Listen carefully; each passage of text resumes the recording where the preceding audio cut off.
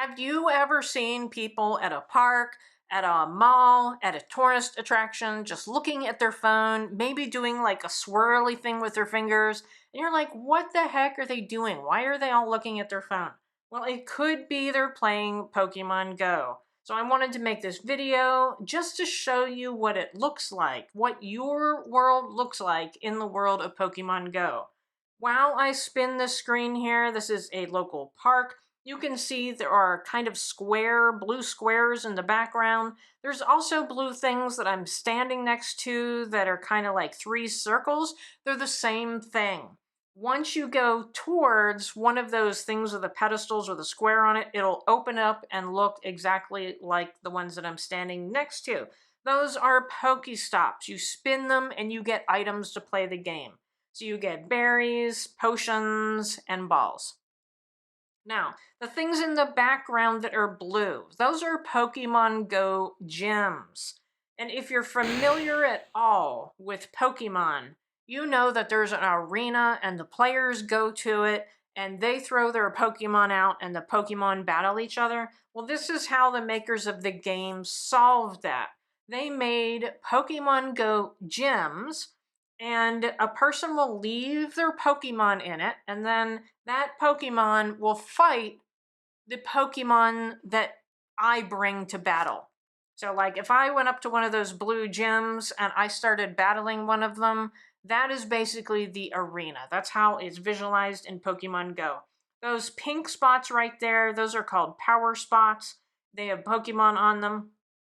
They're sort of like Pokemon battles like in the gym, but they're a little bit different. They have a more powerful type of Pokemon, and they're there for an entire day or 2 days. But once you do them, then you can't do them again. They don't come back until they refresh. You just saw right there a Pokemon pop up.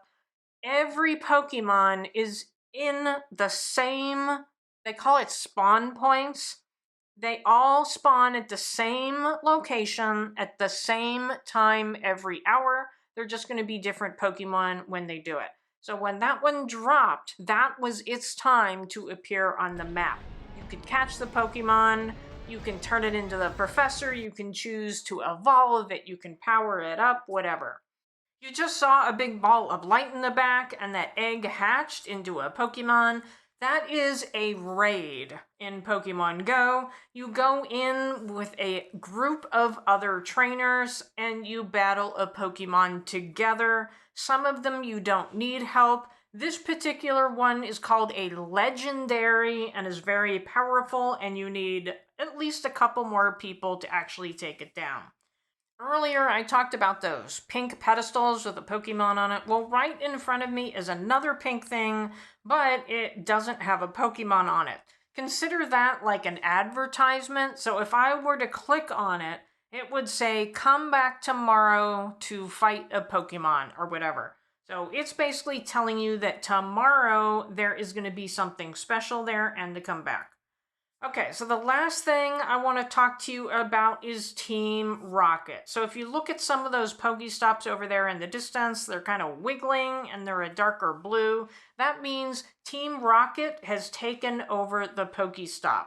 Team Rocket is infamous in the Pokemon games. They are always at odds with the trainers and the Pokemon, and this is how it's represented in the game. So if you were to go up to that Pokestop, there would be a Team Rocket character standing there at that Pokestop, and you would battle them to free the Pokemon that they have.